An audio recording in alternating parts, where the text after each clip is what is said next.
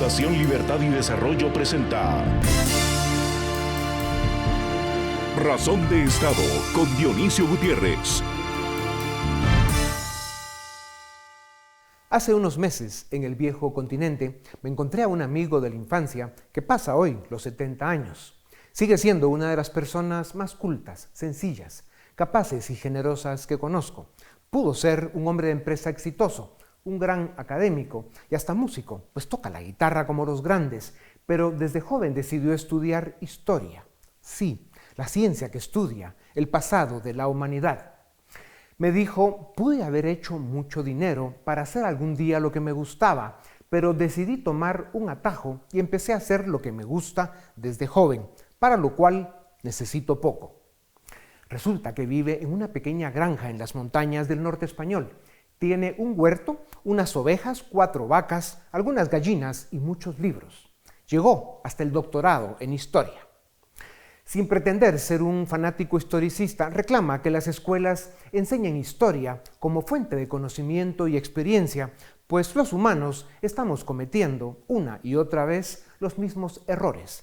Y afirma que eso de vivir nuestro día a día como si no hubiera habido ayer o no vaya a haber mañana es, además de peligroso, irresponsable. Las nuevas generaciones deben conocer la historia de las glorias pasadas, los fracasos, las tragedias, las guerras, los descubrimientos, los éxitos, la evolución. No todo empieza el día que nacemos, ni termina el día que morimos. Hay que liberar, decía, todo lo que en el camino han ido amontonando el tiempo y los acontecimientos hasta que tomemos conciencia de la historia vivida y de las lecciones que nos puede enseñar. En lo que lleva de vida la especie humana, la historia ha registrado que el mundo es un tapiz de miserias, conflictos, hambre y dictaduras, y también de alegrías, paz, bienestar y progreso. Esto ha sucedido a través del tiempo, los siglos y las generaciones de familias que hemos habitado nuestro planeta.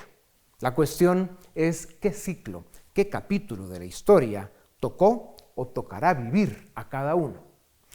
La verdadera materia del tiempo son los seres humanos. Somos el fundamento, la gota de agua que es lágrima, sangre y también sudor, coraje, satisfacción, larga espera, sacrificio, victoria. De la cuna a la tumba pasamos de la juventud idealista y confiada a la supuesta sensatez del adulto para llegar al escepticismo y al optimismo inteligente de la vejez. Así se escribe la historia. En su granja, donde descubrió los secretos de los días y las noches, el amigo historiador, al lado de sus gallinas, sus vacas y sus libros, me dijo que hoy, más que nunca, se debe jugar menos con algo tan serio como la historia.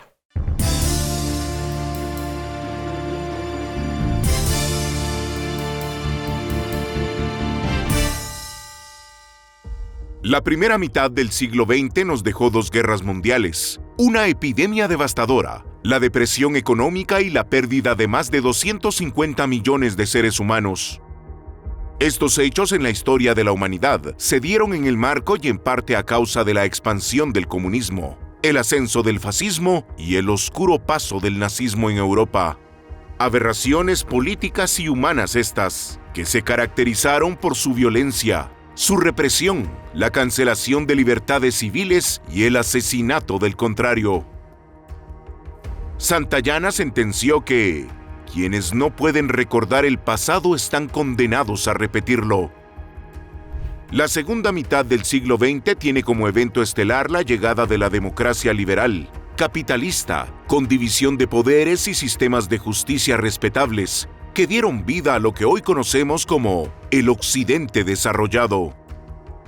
En otras geografías del planeta seguimos intentando construir naciones libres, prósperas, dignas y respetables. Tarea pendiente. La historia es una recolección de hechos y fechas, pero también es una interpretación compleja y constante de nuestro pasado y puede variar según quien la cuente, pues esta es frecuentemente manipulada por la política y la ideología para imponer agendas en el presente e implantar visiones respecto al futuro. Hacer un examen minucioso de la historia podría evitar que volvamos a vivir las tragedias del pasado. Este es el dilema del presente en que estamos en América Latina. Un presente amenazado por una chusma de vividores, pícaros, tiranos, narcos y matones, que ha logrado llegar a demasiados gobiernos y amenaza con llevarnos de regreso a los peores momentos del siglo XX. Así es. En pleno siglo XXI, las amenazas a la democracia y a la libertad toman la forma de populismos de izquierda autoritario o de derechas corruptas y nacionalistas que explotan las pasiones del ser humano y le hacen caer en la trampa de líderes mesiánicos que ofrecen todo lo que saben que no cumplirán. Sus armas iniciales son el engaño, la desinformación y la mentira. Y cuando éstas se han apoderado del debate en las sociedades, se instala la confrontación y la violencia, seguidas de la pérdida de libertades. Cada generación de seres humanos podemos dar cuenta de nuestros éxitos y victorias, de nuestros fracasos y tragedias. Lo importante es aprender las lecciones del pasado para no repetir sus desgracias.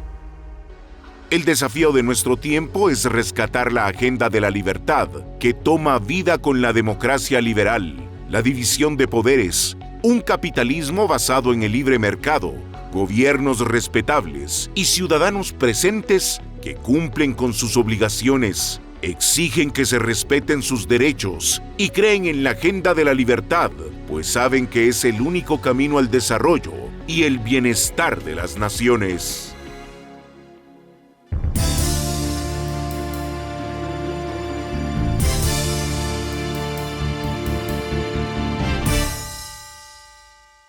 La historia es conocimiento, eventos, decisiones, consecuencias, experiencias vividas por otros en tiempos pasados, hechos que luego, recabados, ordenados y narrados por escribidores, nos permiten saber lo que se vivió antes de nosotros. Los seres humanos somos una especie vivencial, o sea, para aprender debemos vivir la experiencia y pagar las consecuencias, una y otra vez. Nos cuesta aprender de las lecciones de otros. La incompetencia y la corrupción de los políticos, el escaso compromiso de las élites y la indiferencia ciudadana interactúan en un mundo en el que hoy la desinformación y la mentira dominan narrativas destructivas y ponen en peligro nuestras libertades. Esta interacción compromete nuestro presente y amenaza nuestro futuro. Por eso es importante, además de conocer la historia, aprender de sus lecciones. Para reflexionar sobre estos temas sustantivos para la vida, tengo el privilegio de presentarles a Enrique Krause, historiador, ensayista, ingeniero y empresario. Tiene un doctorado en historia, es director de la revista cultural Letras Libres, ha publicado más de 20 libros. Su obra más reciente es Espinosa, en el Parque México. Doctor Krause, bienvenido a Razón de Estado. Encantado de estar contigo y con tu público. Muchas gracias, doctor. La historia de la humanidad está marcada por ciclos, los buenos y los malos. En tu último libro, Espinosa en el Parque de México, una biografía intelectual, usas la historia y lo vivido para dar un grito de alerta sobre que si las generaciones de hoy no corregimos algunos comportamientos, los peligros serán inminentes, las amenazas extraordinarias y por eso las consecuencias devastadoras. ¿Cómo cambiamos el rumbo de nuestra historia? Bueno, yo creo que la historia ayuda a orientar el presente y el futuro. Por eso desde que la humanidad es la humanidad, los nietos hablan con los abuelos y los escuchan. Hay un viejo dicho que dice, si los viejos pudieran, si los jóvenes supieran. Yo, en este libro, hablo de mi experiencia primigenia, digamos, con mi abuelo, que era un sastre judío polaco, emigrado a México, y que me hablaba de los horrores de la vida en Europa y de las guerras en Europa durante el siglo XX. Yo creo que eso fue lo que me marcó para tratar de entender al siglo XX y orientarme en la segunda mitad del siglo XX y en el XXI para que no caigamos en los mismos errores. En ese sentido, este libro quiere ser un libro de enseñanza.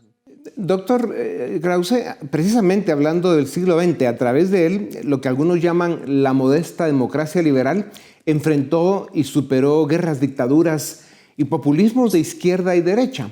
Se puede afirmar que la esencia de la democracia liberal está en lo que Spinoza habla sobre el debate racional, la comprensión entre las personas y el diálogo civilizado en un marco de respeto y libertad.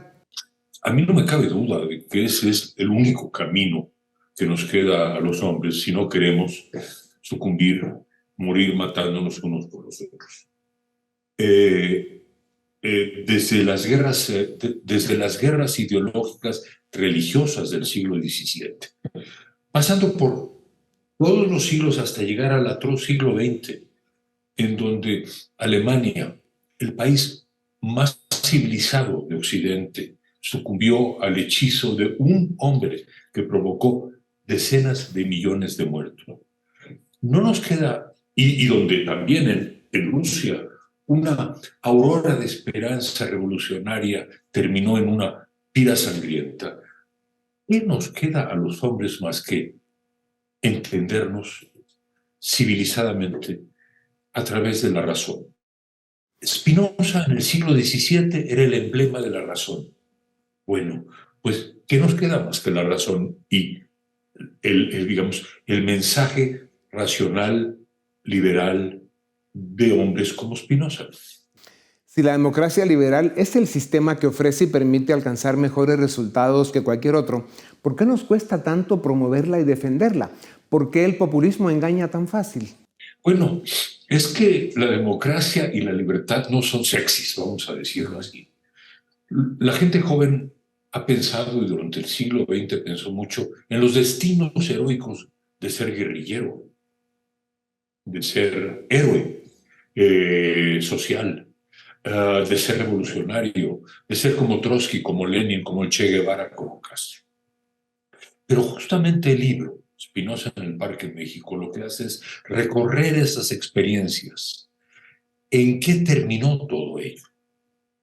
Entonces, la democracia liberal es, como dice Churchill, es un mal sistema, pero todos los demás han resultado peores. Yo prefiero verlo como una familia, la familia humana. ¿Qué nos queda ante las diferencias? ¿Matarnos por ellas o tratar de llegar a una negociación? Desde los griegos, la democracia es la salida. Estamos hablando de 2500 años. Pero también la democracia griega se perdió. La democracia es frágil. La democracia es preciosa y preciada, pero es muy frágil. Se pierde. Entonces, bueno, hay que recobrarla y conquistarla día tras día. Sí, la democracia es frágil y también es difícil de vivirla, ¿no?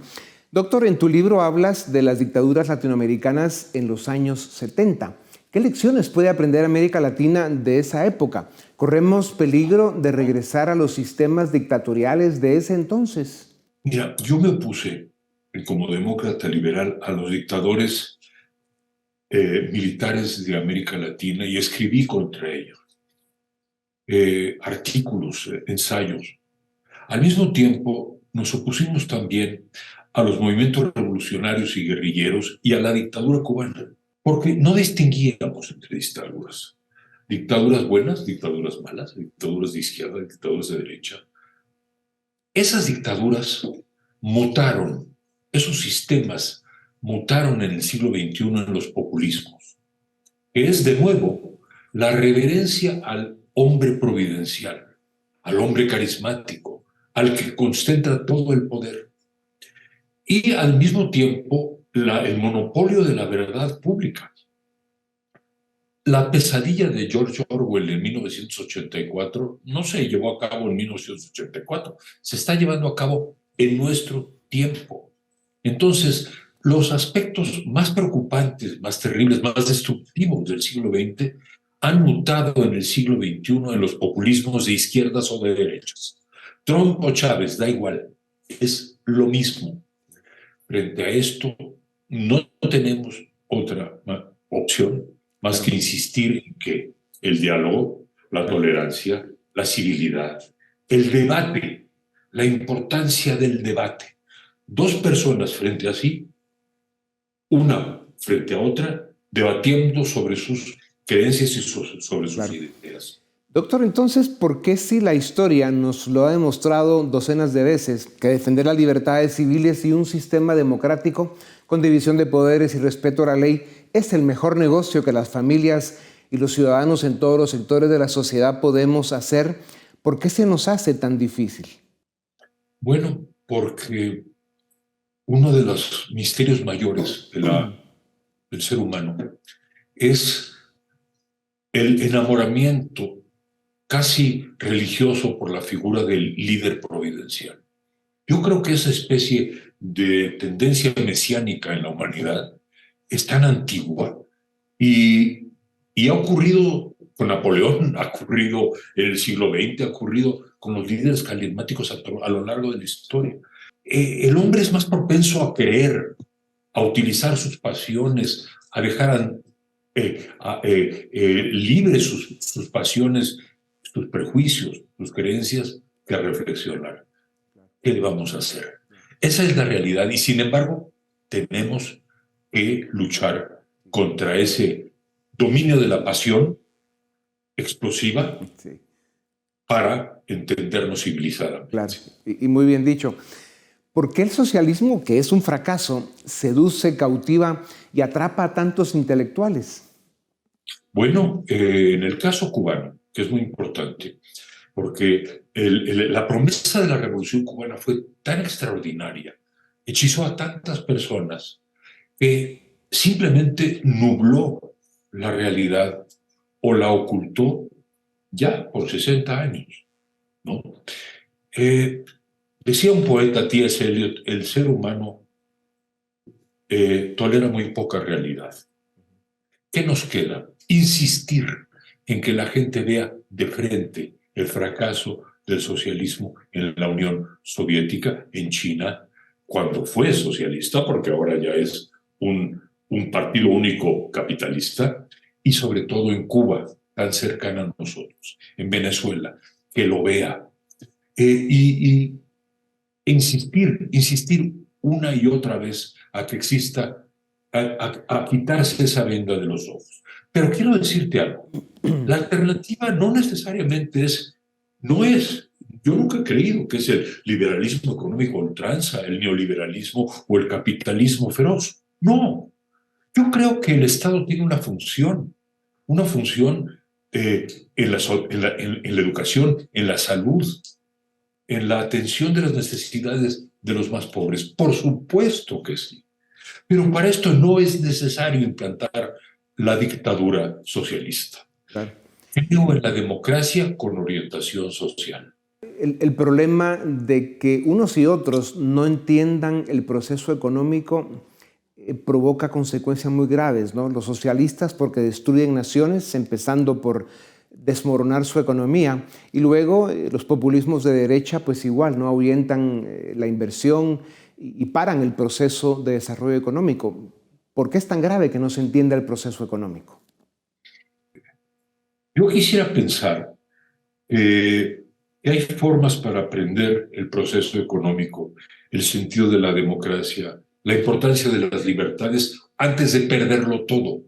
Es como la libertad, que cuando se aprecia, realmente se aprecia cuando se pierde. Te pongo un ejemplo. ¿Cómo apreciamos todos la libertad de movimiento durante los 18 o 15 meses de la pandemia, verdad? ¿Qué nostalgia desesperada teníamos por la libertad de movimiento? Tuvo que llegar la pandemia para que la apreciáramos. Bueno, mira, espero que no nos llegue la pandemia política global del totalitarismo, sí, para que entendamos la importancia de pensar libremente, sí, actuar libremente y expresarnos libremente. Doctor, en los 3 minutos que nos quedan, tengo 2 temas todavía. Cuando recuerdas y compartes tu relación intelectual con Spinoza, Orwell, Dostoyevsky, Arendt, Benjamin, Berlín, Popper, Morse y otros, en sus escritos sobre la historia, la libertad es el eje transversal.